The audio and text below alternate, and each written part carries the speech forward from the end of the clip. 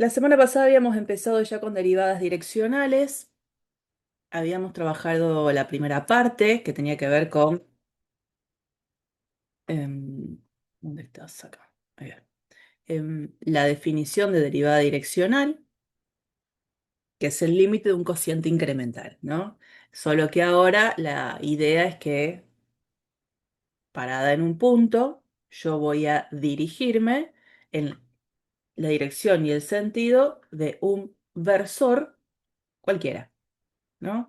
Habíamos visto que en particular uno podía ver que las derivadas parciales tenían que ver con, parada en el punto, dirigirme en el sentido, en la dirección y el sentido de los versores fundamentales conocidos por nosotros, el versor I y el versor J, y entonces ante esa mirada es donde surge la posibilidad de dirigirme en la dirección de cualquier otro versor, planteando el límite del cociente incremental relacionado con el cambio de la función en la dirección de movimiento dividido lo que marca de alguna manera lo que me moví, este h. Si h era positivo me movía en sentido del versor, y si el h era negativo en el sentido contrario.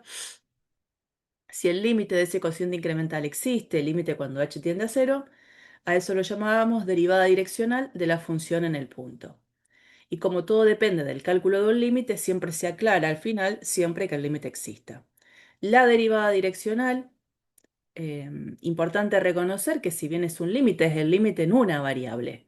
La variable del límite es h, no es un límite en dos variables, como veíamos al principio.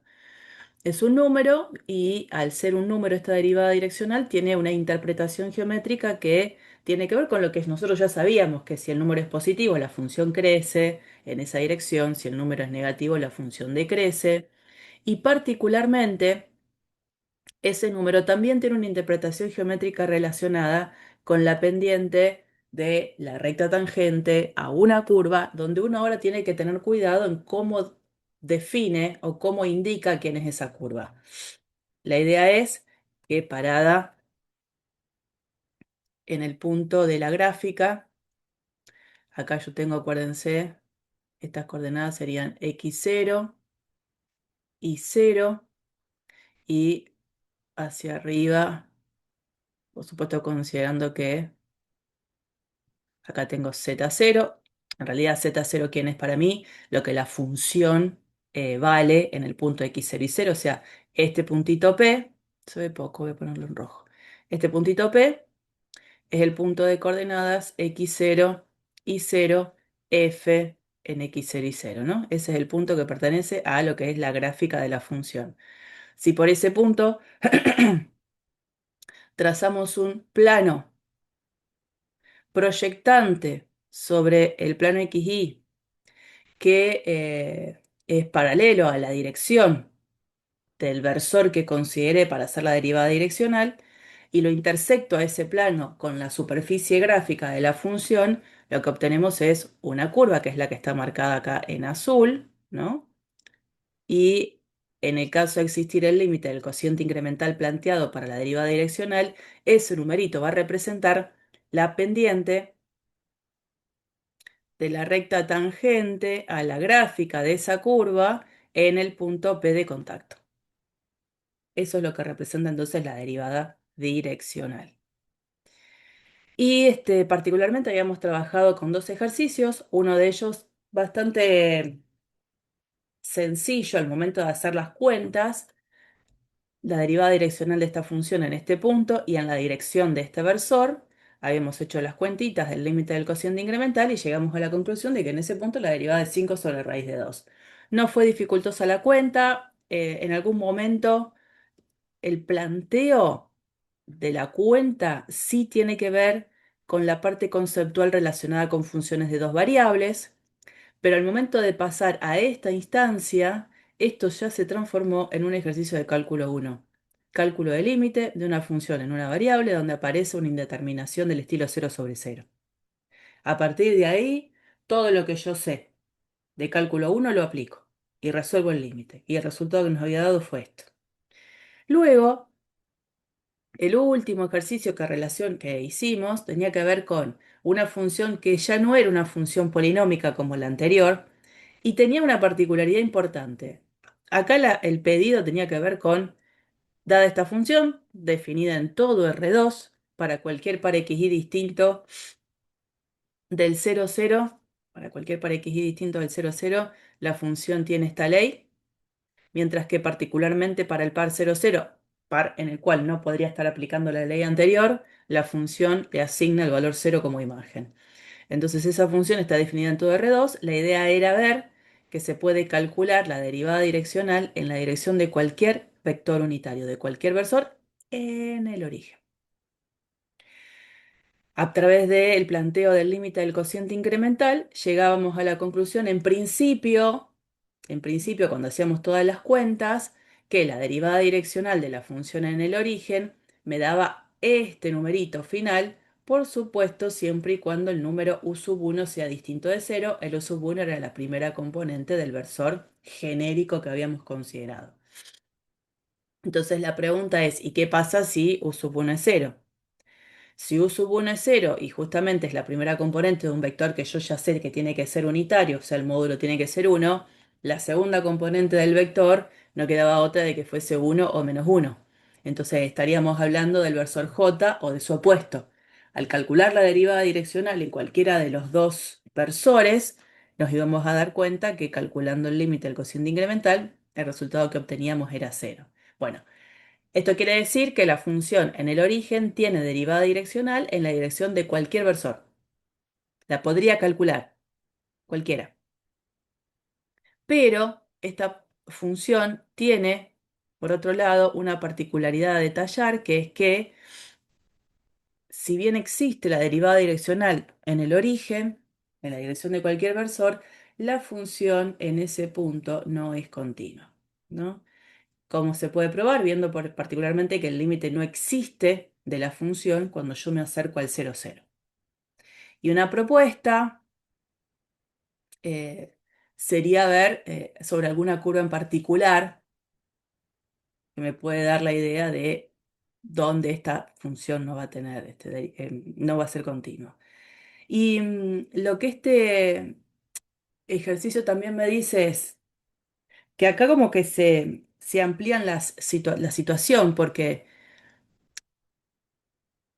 la función, habíamos visto en algún momento un ejercicio de una función, ¿se acuerdan que tenía como un dibujo de una cruz a la altura de los ejes X, Y, que tenía una función que la definía como 1 en todos los pares que estaban dentro del eje X y del eje Y valía 0 en el resto?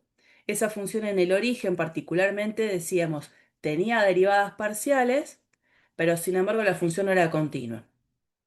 O sea, eso ya era empezar a pensar que había cosas que de cálculo uno no era necesariamente fácil de conservar situaciones, ¿no? Porque uno decía en cálculo uno si una función es derivable en un punto, entonces es continua. Y uno dice, bueno, en el momento que estoy transitando análisis de cálculo 2 que digo derivadas parciales, capaz que debe ser lo mismo. Ahora, lo que antes era derivable, ahora debe ser derivadas parciales. La existencia de derivadas parciales, ¿puedo llegar a pensar que garantiza la continuidad? No. Ese ejemplo de la cruz lo traigo a colación porque fue el ejemplo que me dijo, a pesar de que una función tenga derivadas parciales en un punto, la función en el punto puede no ser continua. Y acá este ejemplo muestra que aún aumentando las cualidades de la función en un punto, ahora la función en el punto tiene derivada direccional, particularmente en el origen, en la dirección de cualquier versor, y sin embargo, habiendo ampliado las cualidades que tiene, todavía eso no garantiza que la función llegue a ser continua en el punto. ¿Mm? Eso es importante también a destacar. Bien. Vamos ahora a pensar en lo siguiente, porque si yo ahora digo, ¿será que cada vez que tengo que hacer la derivada direccional de una función en un punto, voy a tener que hacer el límite de un cociente incremental? Porque se habrán dado cuenta el trabajo que este ejercicio nos dio y la función no era tan complicada. Uno dice, ¿siempre voy a tener que hacer el límite de un cociente incremental? Recuerden cálculo uno. Cuando uno había hablado de la primera parte del concepto de derivada, cada vez que tenía que calcular la derivada de una función, planteaba límite de cociente incremental. Pero después aprendió las reglas de derivación que hizo que, ya aplicando las reglas, no hacía falta calcular la derivada a partir de la definición, como el límite. Sí sucedía que bajo ciertas condiciones en algunas funciones era necesario aplicar el límite del cociente incremental porque a lo mejor la función era una función que en el punto de un lado y del otro tenía leyes diferentes, entonces estaba obligada a hacer el límite del cociente incremental. Pero si no, aprendí las reglas y aprendí a derivar mucho más rápido, sin necesidad de hacer siempre el límite del cociente incremental. Así que acá quiero hacer lo mismo. Digo, ¿cómo hago para poder calcular derivadas direccionales de una manera más rápida, que no me haga hacer siempre el límite del cociente incremental? Entonces vamos a ese camino. En principio, para ir a ese camino necesitamos a un protagonista, definir un protagonista, un actor principal en esta novela, que es el gradiente. ¿Quién es el gradiente de una función de dos variables evaluada en un punto? Es un vector, la notación es con la letra nabla, que es esta. Yo le pongo la rayita, insisto, porque es vector.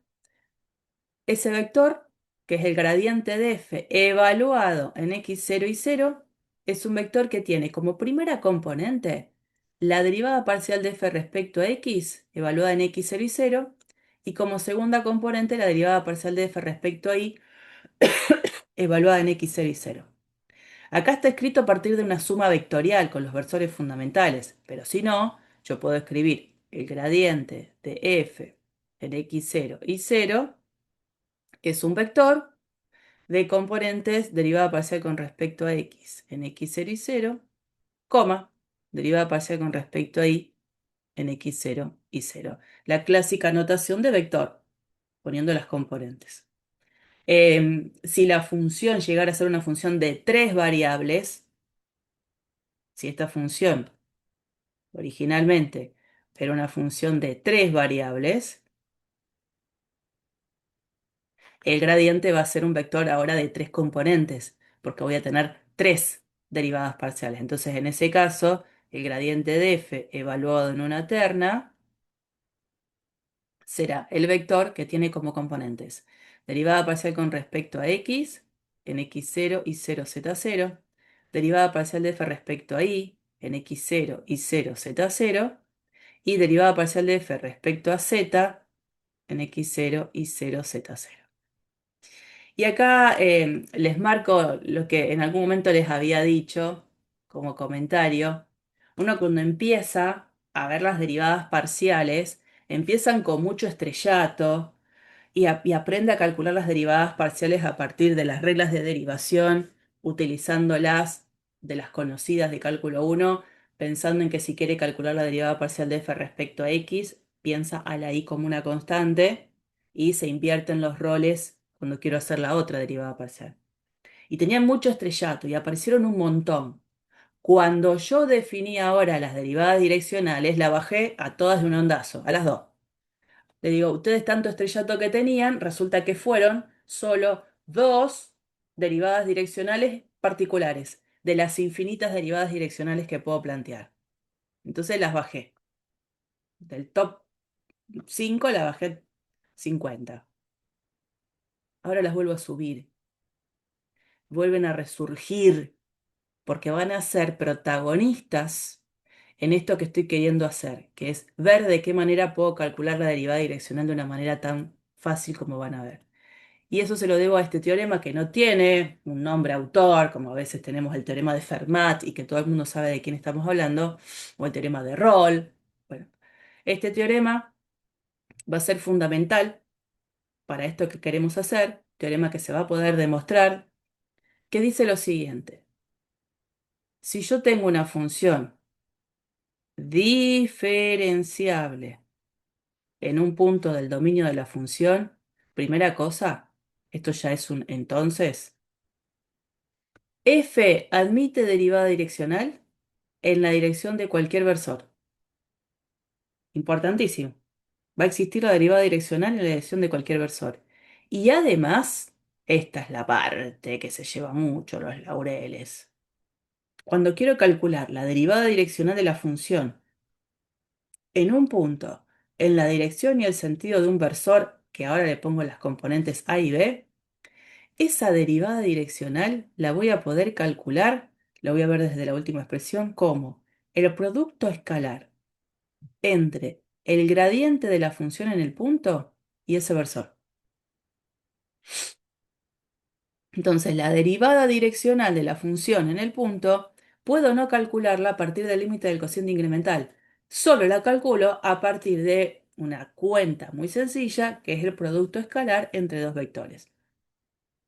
¿Quiénes son esos dos vectores? Por supuesto, uno es el versor asociado a esa dirección que quiero calcular la derivada direccional y el otro, el gradiente de la función, que es el que acabo de definir y que tiene como componentes a las derivadas parciales. ¿Mm?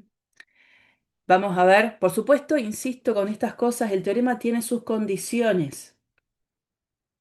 Hay algo que pagar para tener este beneficio. ¿Qué es esto? F tiene que ser diferenciable en x0 y 0. Si yo eso no lo pago, el beneficio no lo tengo. ¿Mm? Bueno, ¿cómo hacemos para la demostración? La demostración es bastante sencilla. Está acá escrita, pero la vamos a hacer juntos. Y parte de una función auxiliar. Si bien va a estar escrita ahí, la vamos a hacer juntos para poder entenderla un poquito mejor. Para la demostración, vamos a considerar una función auxiliar. Entonces yo primero principal, los datos que tengo, el único dato que tengo es que f es diferenciable en x0 y 0. Eso es lo que tengo como dato. Entonces ahora dije, vamos a considerar una función g auxiliar que va a ser esta, f evaluada en x0 más h por a, coma, y 0 más h por b. Recordemos, u igual a ab es el versor sobre el cual vamos a hacer la derivada direccional. Vamos a tomar esa función auxiliar. ¿Y cuál va a ser la idea de la demostración? ¿Por dónde va a ir esta demostración? Con esa función auxiliar, lo que vamos a hacer es calcularle la derivada en cero. Y vamos a hacer la derivada en cero a partir de argumentos de cálculo 1 y vamos a llegar a una cierta conclusión. Y vamos a volver a calcular la derivada de g en cero, pero esta vez con argumentos, anterior era con argumentos de cálculo 1, ahora va a ser con argumentos de cálculo 2. Y vamos a llegar a otra expresión. Pero como los dos resultados están representando al mismo número, que es g' en cero, estos dos números tienen que ser iguales.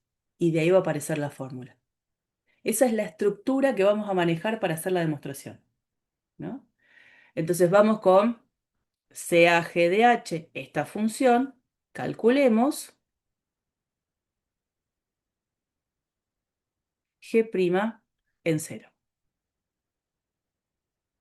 Entonces, en principio yo les dije que vamos a utilizar argumentos de cálculo 1. Si uso argumentos de cálculo 1, la función g es de una variable. Para calcular g' en cero, voy a calcular el límite de un cociente incremental.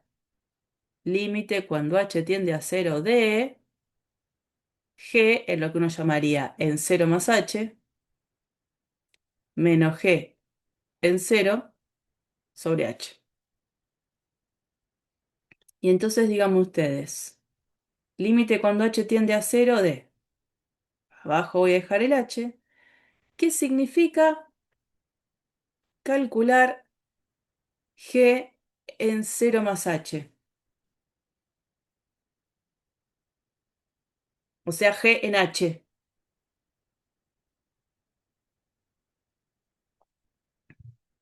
Yo quiero escribirlo todo en función de la f ahora. Voy acá. G en cero más H. ¿Qué me da?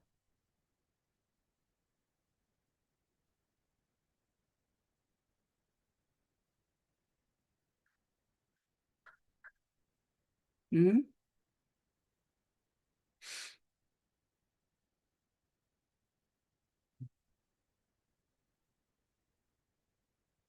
¿Se fueron a dormir? Digan, ¿eh?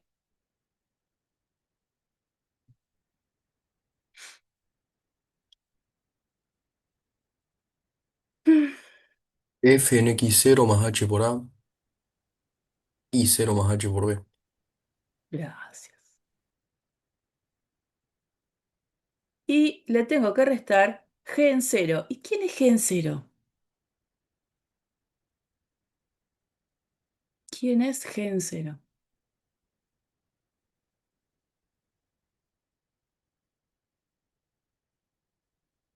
¿Cómo calculo G en cero?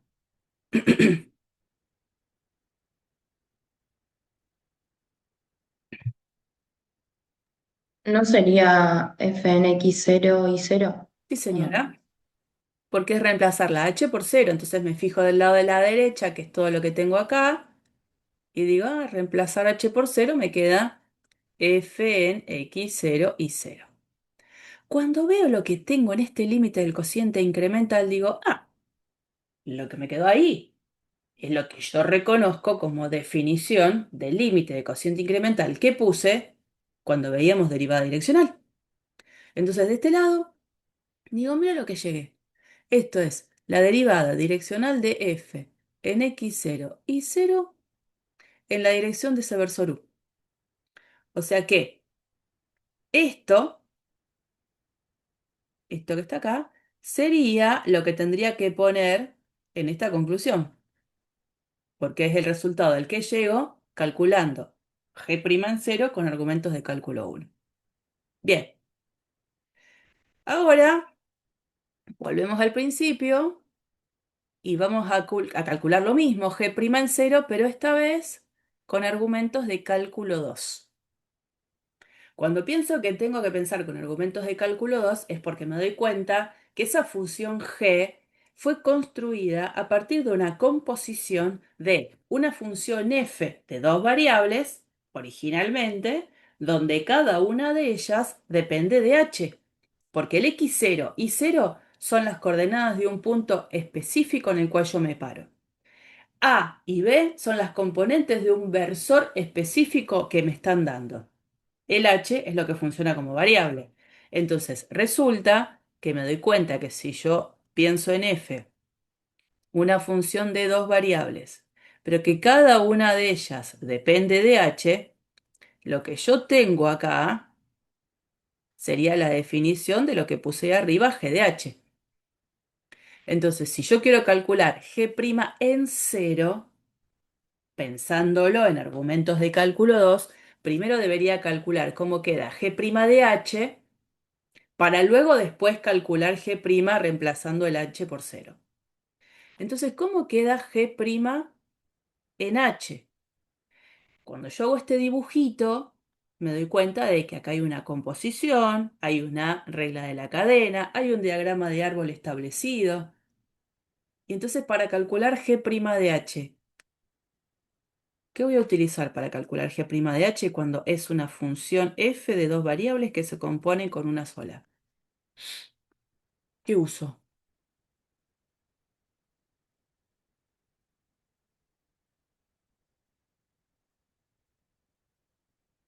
¿Qué hago para derivar esta g? Cuando miro, Regla de la cadena. y sí, ¿y cuál?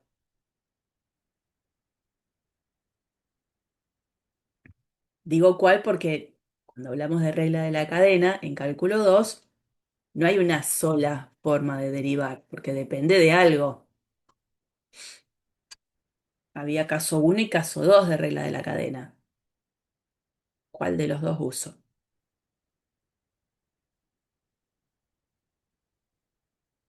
Caso uno.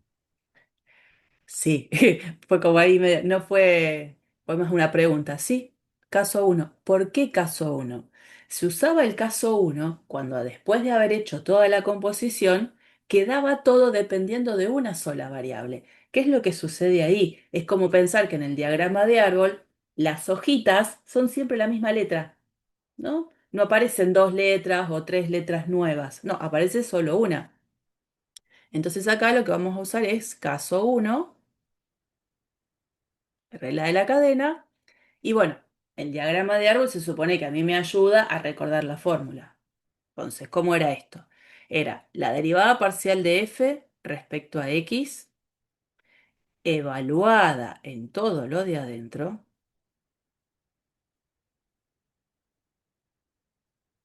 por la derivada de x respecto de h, que en realidad, como depende solo de h, no hace falta decir derivada de x respecto de h, es x' de h. Y cuando digo x' de h es porque estoy pensando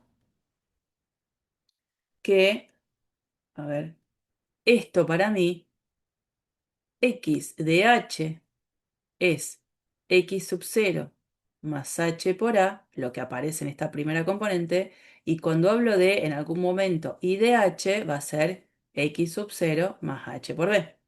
Entonces, volviendo a esto que estábamos haciendo, que decíamos, para calcular la derivada de g respecto de h es la derivada parcial de f respecto a x, evaluada en todo lo de adentro, por la derivada de x con respecto a h, x' de h. Y cuando veo quién es x de h, ¿qué es eso? ¿Cómo me queda x' de h? ¿Cómo queda ahí?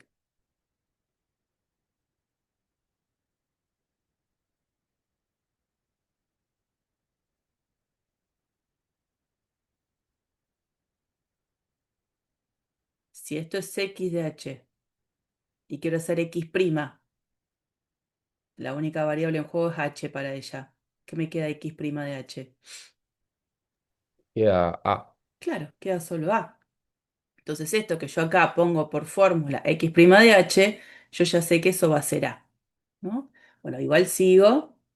Me va a quedar. Ya terminé en esta primera hojita. Sigo por la otra rama. Derivada parcial de f respecto a y, evaluada en todo lo de adentro, sub 0 más h por b, por la derivada de lo de adentro respecto de h. ¿Y quién es y' de h?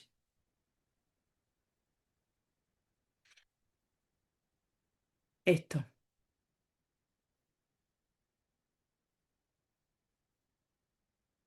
Queda B.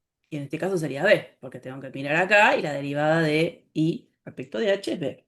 Bueno, ya un primer paso importante realizado. ¿Qué me falta? Y a mí no me interesaba en realidad g' de h. Lo que me interesa es g' en cero. Luego,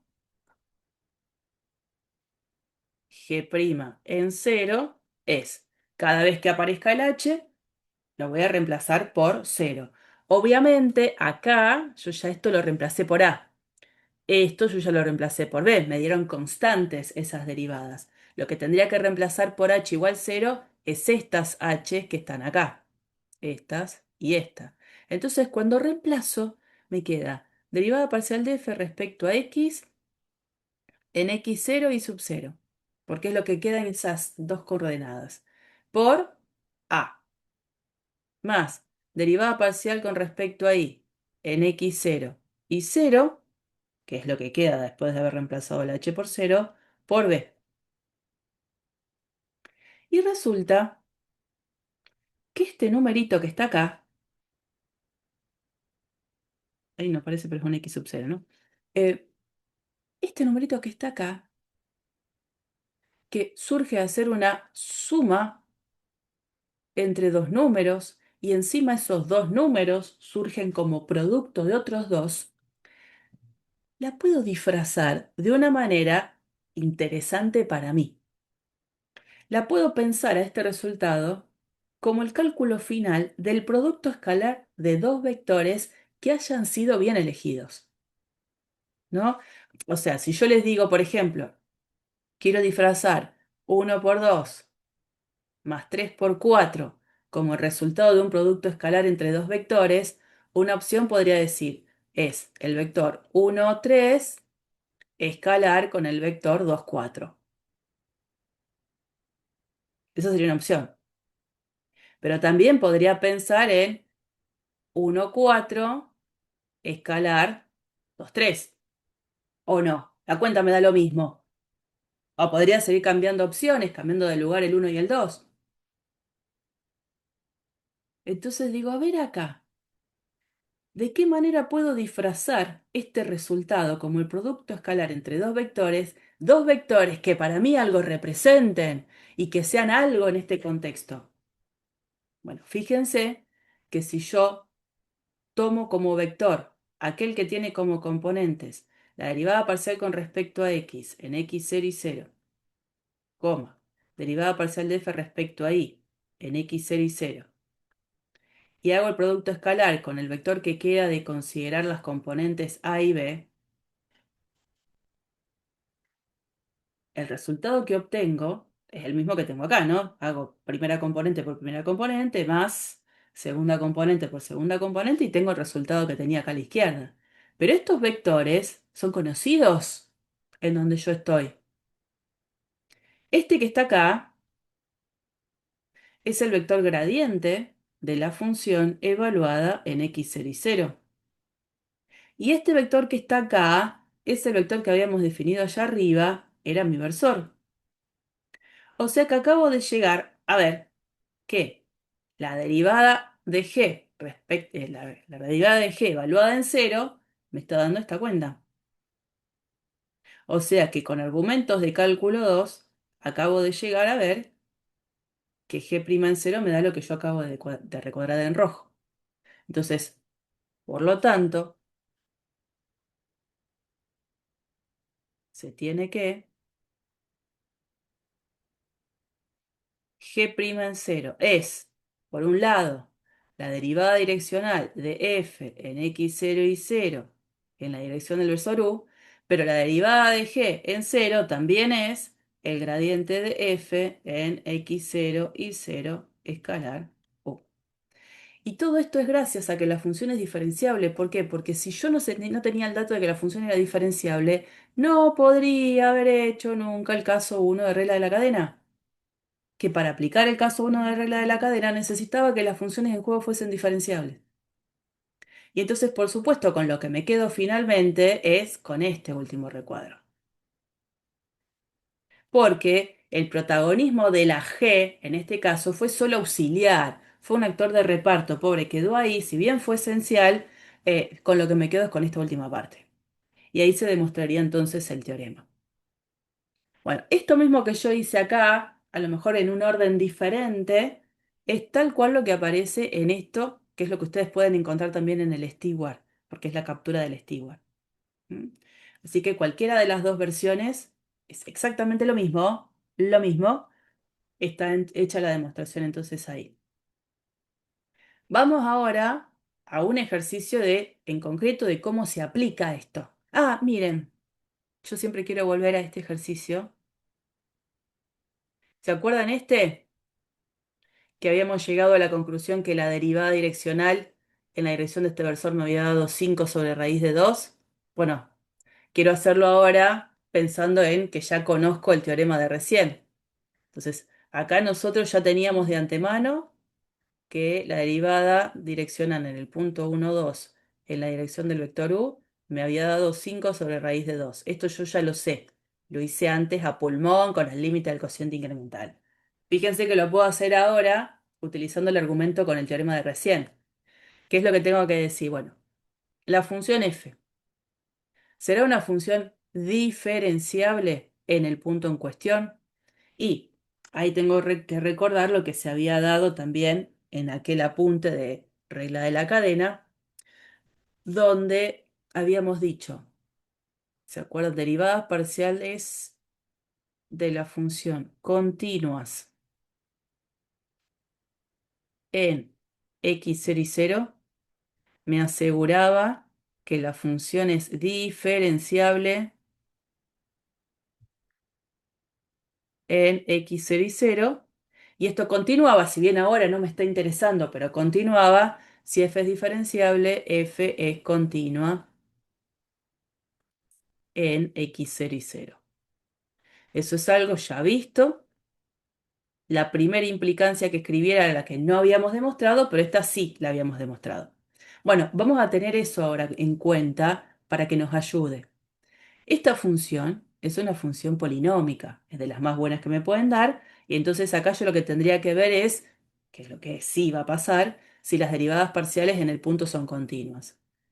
Y bueno, primero, derivada parcial de f respecto a x, en este caso es 2x más y. Derivada parcial de f respecto a y, en este caso es x. Estas dos, yo puedo decir, son continuas en R2, en todo su dominio, por ser polinómicas. Y entonces esto me podría ayudar a tener esto. Como las derivadas parciales son continuas, no particularmente en el punto que me interesa, en cualquier punto, voy a poder decir, bueno, en particular en el punto 1, 2, pero no está mal poder concluir estas cosas más amplias porque a lo mejor uno puede trabajar con la misma función en diferentes puntos. Y entonces cuando tiene algo para decir de manera global, sí, uno lo dice. Entonces, como son continuas en R2 por ser polinómicas, ¿qué tengo? ¿Qué tengo? Que f va a ser entonces diferenciable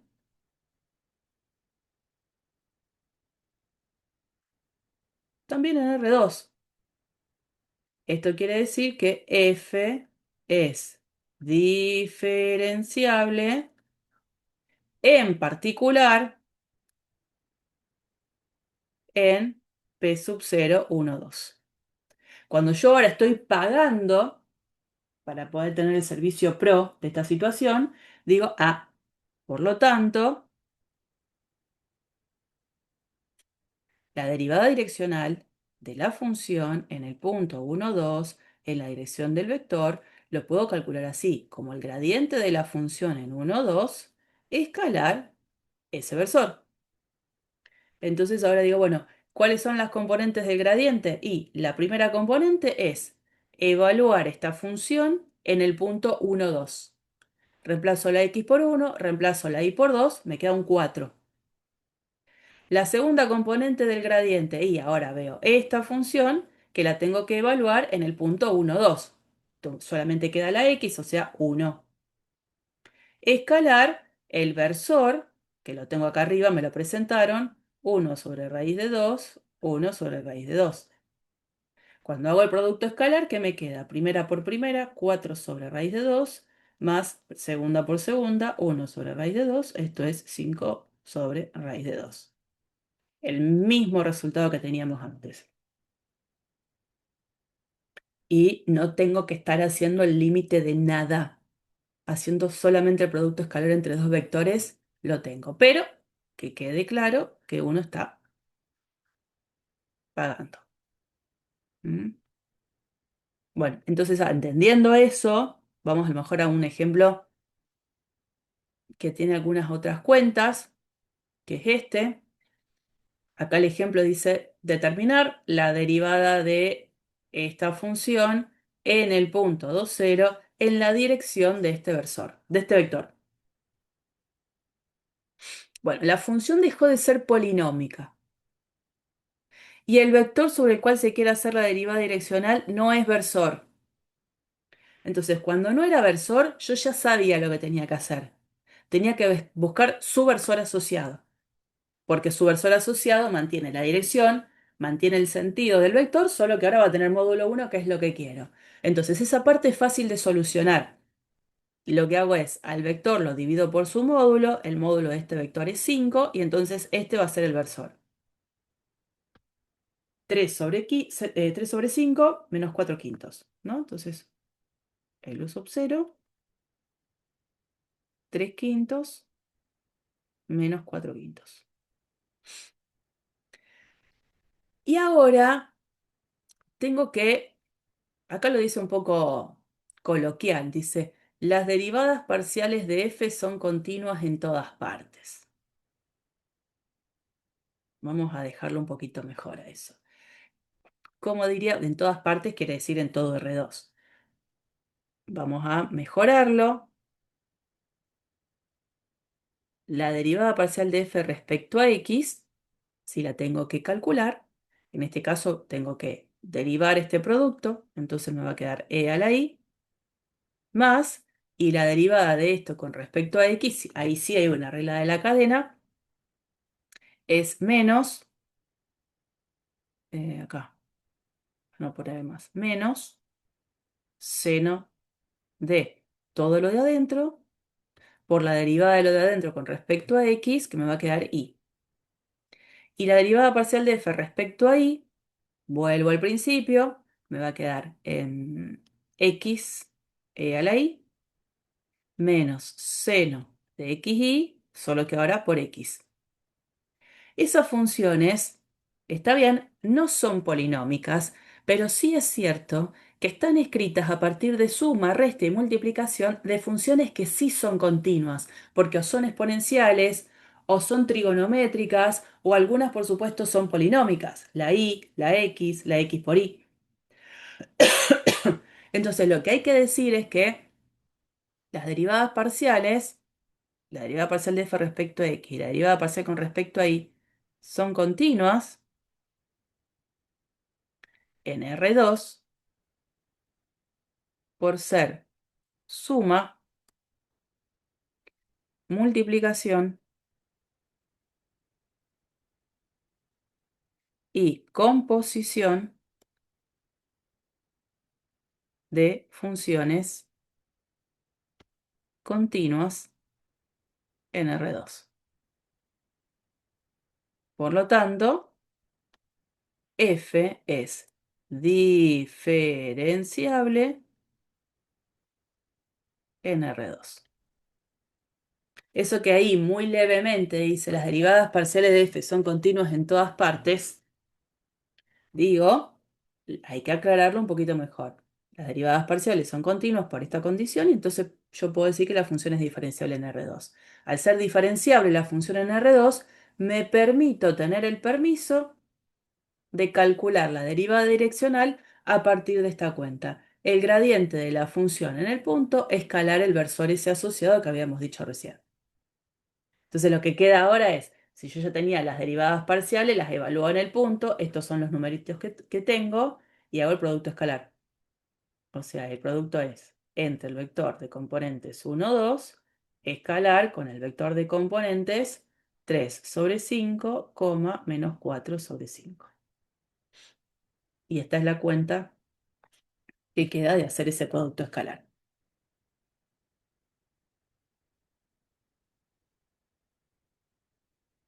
Bueno, y vamos a otro teorema. Nos queda poquito. En este teorema tenemos lo siguiente. Supongamos que f es una función diferenciable. El valor máximo de la derivada direccional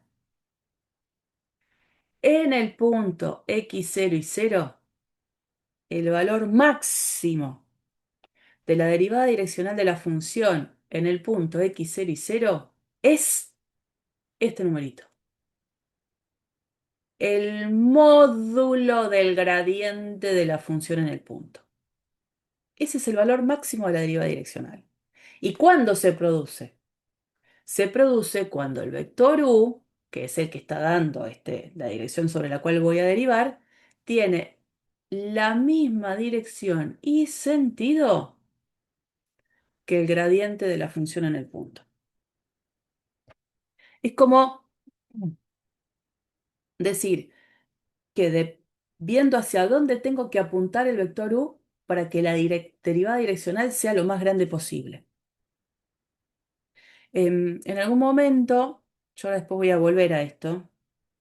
¿Se acuerdan que les había mostrado este recurso de GeoGebra que me paraba en un punto particular, que es el punto 1, 1, de la gráfica de una función que es un paraboloide elíptico, y yo lo que hacía era generar diferentes versores en los cuales calcular la derivada direccional y iba viendo, bueno, cuál era el numerito Uno, si se fija acá, tiene la cuenta final de la derivada direccional. Y acá está viendo cómo van cambiando las componentes del versor.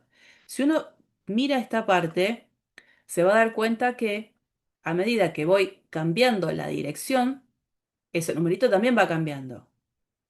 Ahí se va achicando, llega a ser cero. Por ahí empieza a crecer, a crecer, a crecer, a crecer. Ahí vuelve a disminuir un poquito. Hay un rango de valoraciones en los que está. Y digo, bueno, ¿y cuál va a ser el valor más grande que puedo encontrar? Y por acá apareciera ahí. Ahí ya me voy achicando. Bueno, hay ahí una dirección y un sentido que tengo que seguir en donde veo que este numerito es lo más grande posible. Lo que el teorema me dice es que tengo que seguir la dirección y el sentido del gradiente de la función, que también lo vamos a ver después en el recurso una vez demostrado el teorema. Bueno, ¿y esto cómo es? Porque encima es, ¿qué dirección y sentido tengo que seguir para que la derivada direccional sea lo más grande posible? Y encima decir cuánto vale esa máxima derivada direccional. En la demostración, que está acá, pero voy a aprovechar este espacio para hacerla juntos, yo tengo el permiso de usar el hecho de que la función es diferenciable. O sea que, como la función es diferenciable, como f es diferenciable, puedo usar el teorema anterior. Entonces, si U es un versor, al momento de calcular la derivada direccional de f en x0 y 0 en la dirección y sentido de ese versor, el hecho de que sea diferenciable me permite a mí poder usar la fórmula demostrada recién, que esto lo voy a poder calcular como el gradiente de la función en el punto escalar ese versor. La función no sé quién es, el versor no sé quién es, pero sé que aparece el producto escalar y me da la derivada direccional. Por supuesto que una opción de poder escribir este producto escalar es conociendo las componentes de los dos vectores y haciendo el producto como lo vimos recién. Primera componente por primera componente más segunda por segunda. Pero ¿de qué otra manera calculábamos nosotros el producto escalar en álgebra y geometría?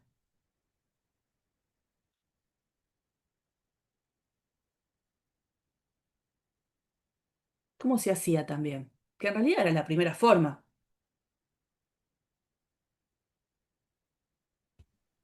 Era módulo del primero por módulo del segundo por el coseno del ángulo que forma. Sí, Lorenzo. Módulo del primer vector por módulo del segundo por el coseno del ángulo que formaban los dos vectores. No me olvido tampoco que yo el x0 y 0, que es este es un punto fijo. Me estoy parando en ese punto. Como hice recién en el recurso. Yo en el punto A me paré y empecé a mover las flechitas que indicaban la dirección y el sentido de un versor.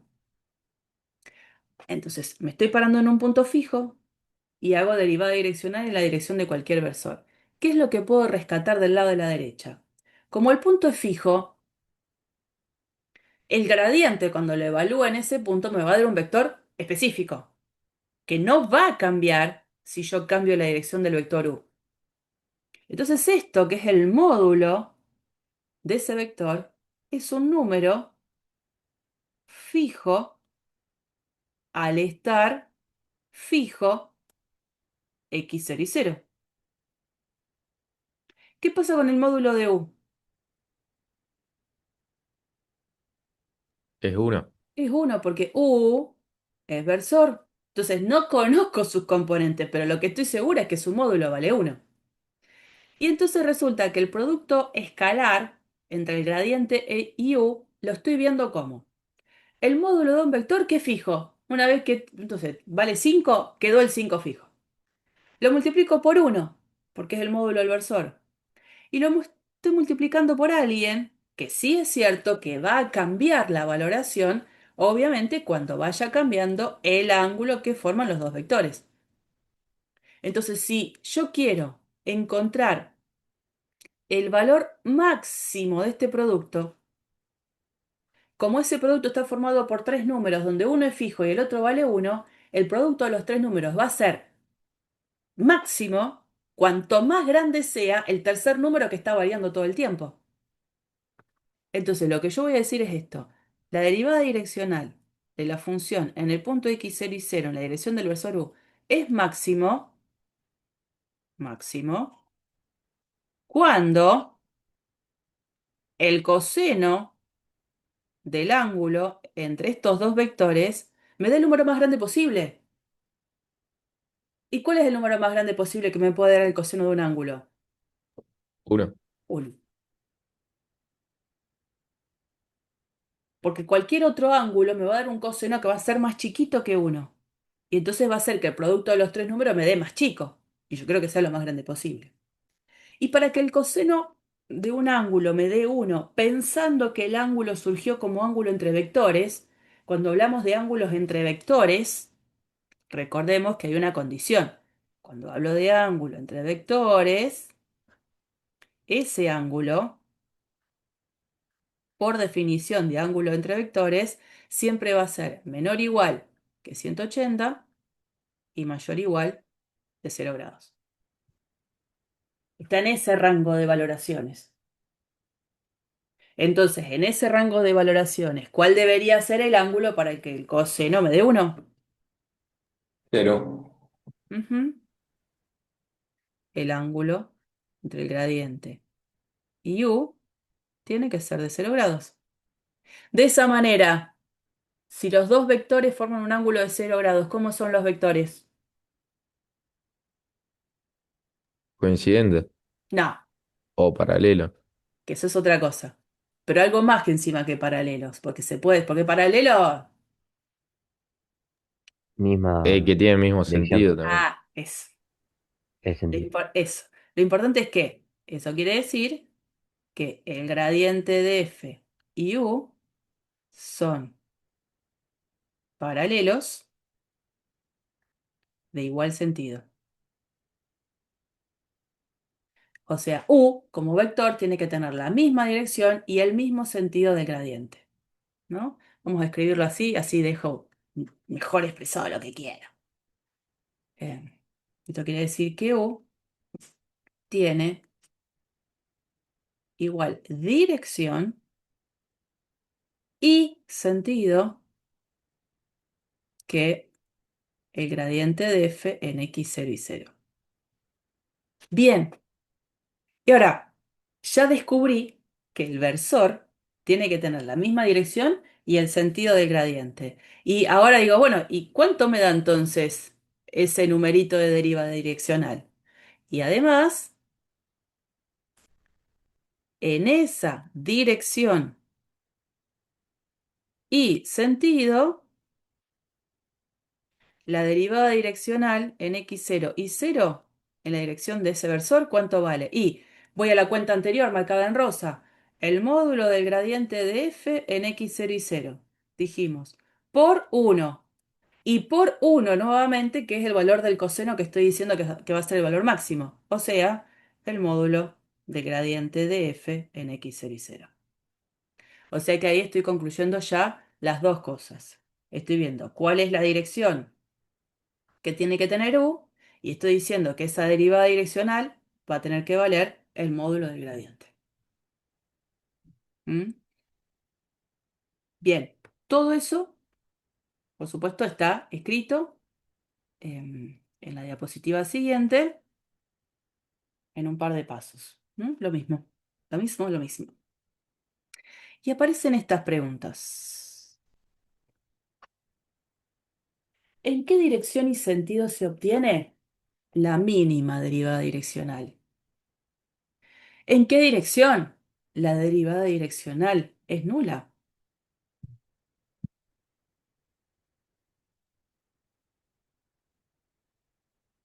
Entonces, recién decíamos, la derivada direccional en la dirección de este La que el coseno sea cero sería. Eso sería la respuesta a qué pregunta. A la, a la mínima derivada direccional. Bueno, vamos a ver esto, ¿no? Te voy a llevar por el mismo terreno, por el mismo camino de recién. La derivada direccional, dijimos, es el producto escalar entre el gradiente y el versor, ¿no? Ahí va, x0 y 0, escalar ese vector que es u versor. Y dijimos, recordemos la fórmula que era módulo del primero por el módulo del segundo por el coseno del ángulo que forman los dos vectores. Entonces, otra vez diríamos lo que veníamos diciendo antes, esto es fijo, esto ya sabemos que es 1 porque es un versor, y ahora, si yo quiero que todo esto me dé el valor más chico posible, el producto de estos tres números sea lo más chico posible, quien va a tener que ser lo más chico posible es el valor del coseno. ¿Y cuál es el valor más chico que toma el coseno? -1.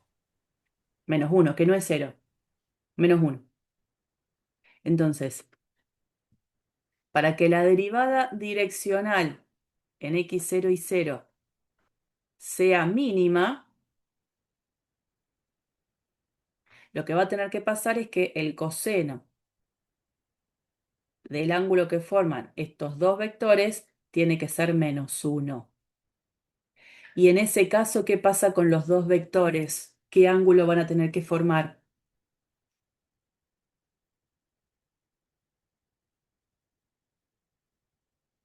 180.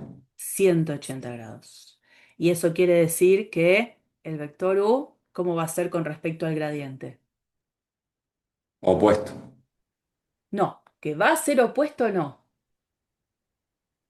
O sea, tiene el sentido contrario. Claro, entonces es, eh, U tiene, U tiene misma dirección que el gradiente, pero, como dirección es la misma, pero sentido contrario. Y bueno, y a la vez digo, ¿y cuánto vale esa mínima derivada direccional?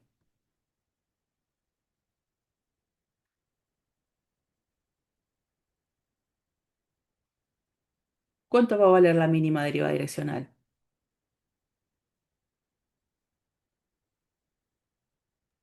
Menos eh, el gradiente de f. No, el gradiente no, ¿Qué? no me sale. El módulo del gradiente. El módulo del gradiente. Vale, el opuesto del módulo del gradiente.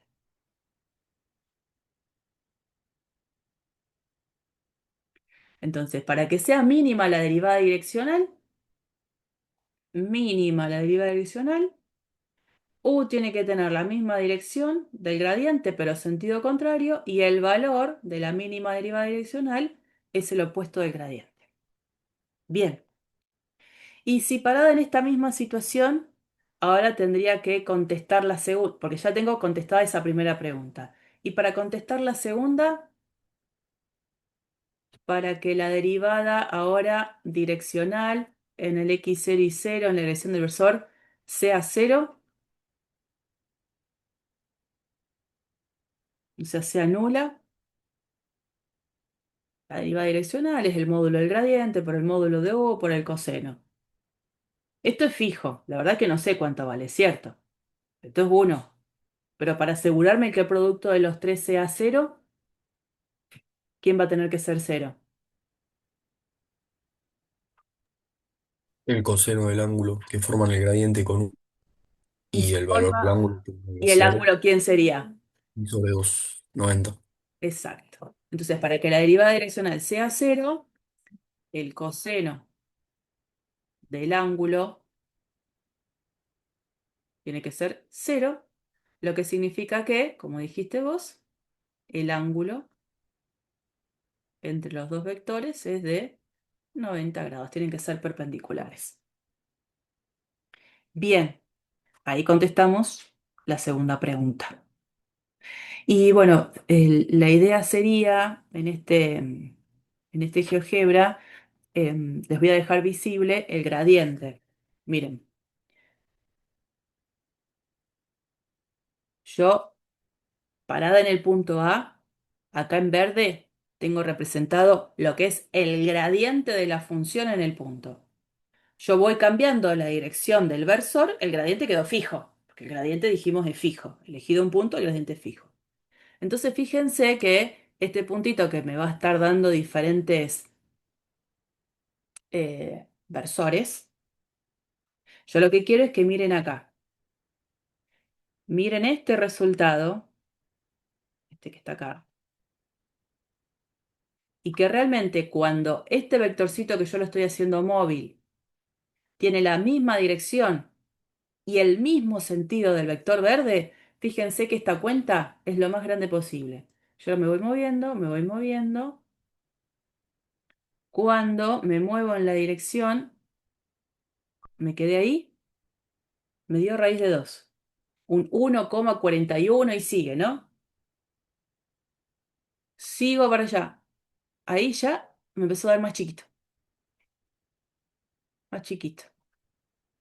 Y, y cuando me voy en la dirección del gradiente, pero en el sentido opuesto, el número que me da, el opuesto del gradiente. Y es el valor más chico que encuentro, porque apenas me muevo y empiezo a trabajar con otro vector, otro versor, los resultados empiezan a aumentar. Sí, en este caso son negativos, pero empiezan a aumentar. Y hasta que vuelvo otra vez a la misma situación de máxima derivada direccional. Eso es entonces lo que está pasando en esta situación. Y a ver, cuando era perpendicular, a ver, no sé qué es.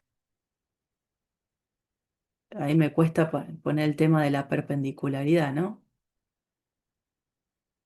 Bueno, esto no es cero, es muy próximo a cero, pero evidentemente me está costando, por los numeritos participantes, encontrar que el vector este sea perpendicular. Bueno, pero cuanto más parecido a un ángulo recto, esta derivada direccional es muy parecida a cero. Cuando sea recto, es cero, ¿eh? Crean, crean. Elijo creer, diría. Bueno, no encuentro justo ahí fácil la dirección perpendicular, pero créanme. Ahí. Bien,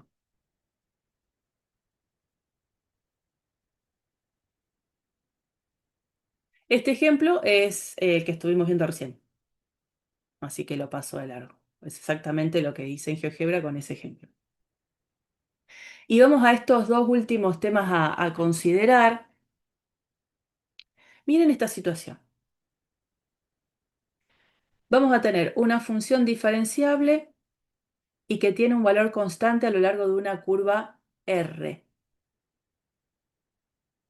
Una función diferenciable que tiene un valor constante a lo largo de una curva R. Me voy a permitir venirme acá.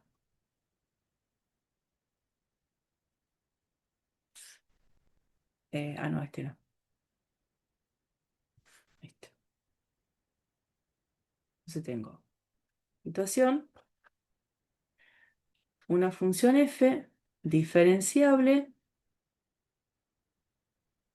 Tengo una curva de la cual tengo una parametrización, una R raya de t. Voy a copiarle los nombres. G de t, H de t.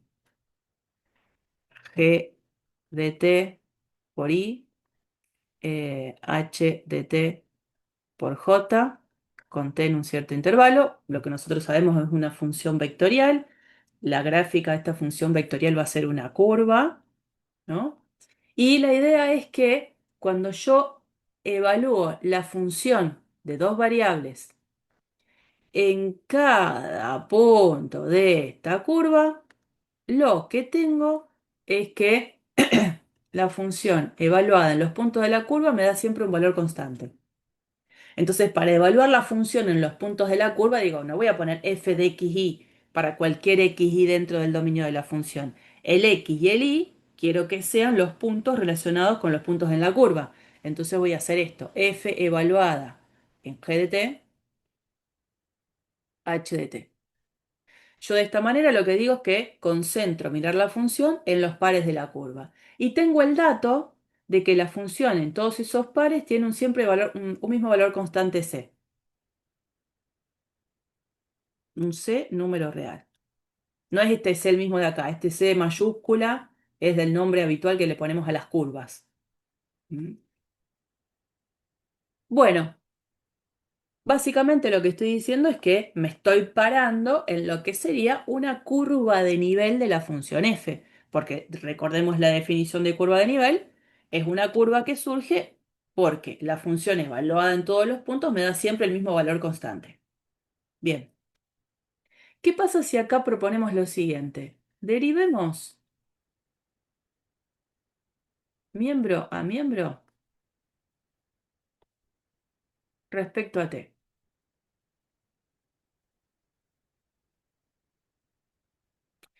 Acá tengo una igualdad y derivar miembro a miembro respecto a t significa que voy a derivar del lado de la izquierda y me va a dar lo mismo que la derivada de la derecha.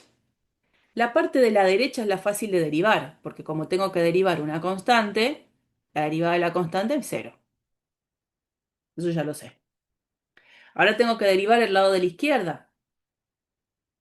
Para derivar el lado de la izquierda, esto, ¿qué uso?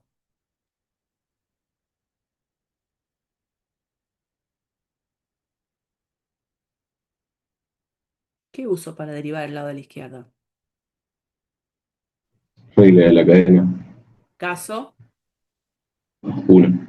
1 de nuevo. Entonces, si no me acuerdo, otra vez aplico el diagramita del árbol. Y entonces todo esto es, cuando derivo es la derivada parcial de f respecto a x evaluada en todo lo de adentro por la derivada de esa primera componente respecto a t, que es la única hojita que queda, o sea, g' de t. Más, voy por la otra rama, la derivada parcial de f respecto a y evaluada en todo lo de adentro por la derivada de esa componente respecto a t, o sea, h' de t. Bien, y otra vez vamos a hacer lo mismo que hicimos hace un ratito. Acá tengo una suma de números donde encima cada término de la suma surge porque hay un producto entre dos números.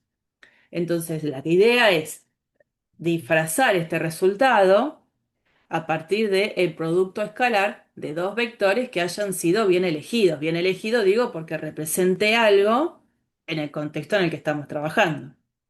Entonces fíjense que acá me queda, puedo tomar este vector,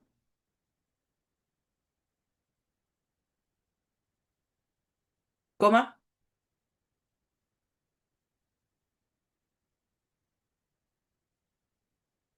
este vector, escalar con el vector g' de t, h' de t.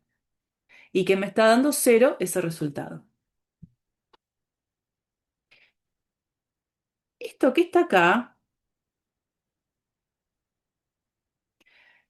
es un vector que surgió de las derivadas parciales, entonces es lo que nosotros llamaríamos el gradiente. Esto es el gradiente de f, pero evaluado en g de t, h de t. ¿Y este vector de acá quién es? Digo, bueno, yo tengo que g de t y h de t son las componentes que forman parte de la definición de la función vectorial r de t. Entonces, cuando yo calculo esto, ¿qué estoy calculando de r de t?